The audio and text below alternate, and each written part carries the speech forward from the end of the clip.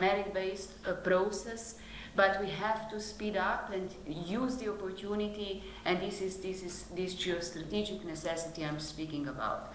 So we have today the Western Balkans, we have the Eastern Partnership, we have other countries to try to revive, like Iceland or Norway. So that is enlargement awareness and the dynamic ongoing. We have two very important initiatives from the Commission side.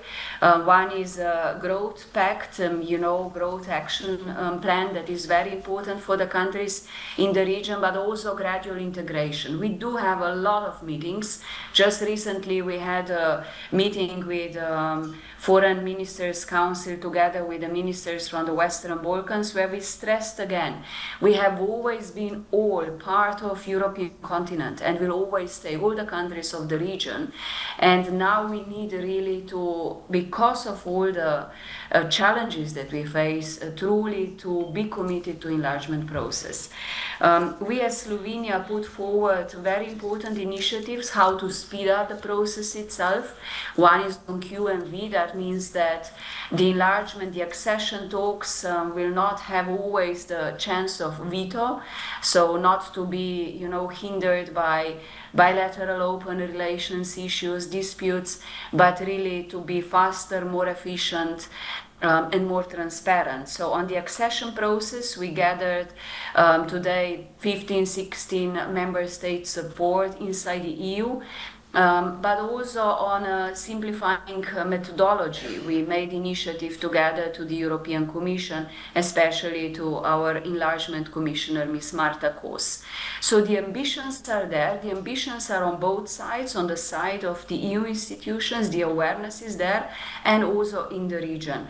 Looking to gradual integration that we fully support, so we should go step by step in parallel of making the necessary reforms and using this political momentum, I say, that some countries will be really able to join the EU.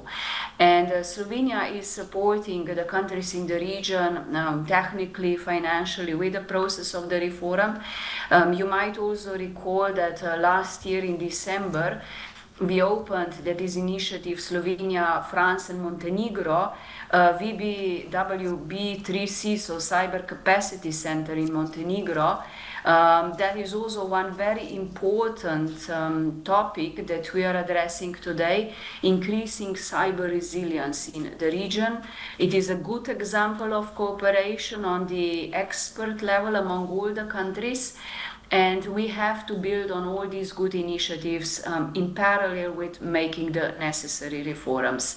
I do remember, and I will slowly conclude, 3 years ago, it's just December in 2022, I was visiting Montenegro together at that time with my Austrian colleague Schellenberg in the name of High Representative Borrell, when Montenegro went through major institutional and political challenges, functioning of democratic institutions. So in these 3 years, a significant progress has been achieved, and I would just encourage to really grab and seize the opportunities that are currently on the table. And there are a lot of tools to speed up the process, but we at the end of the day need to have a political courage, awareness and willingness to move on both sides.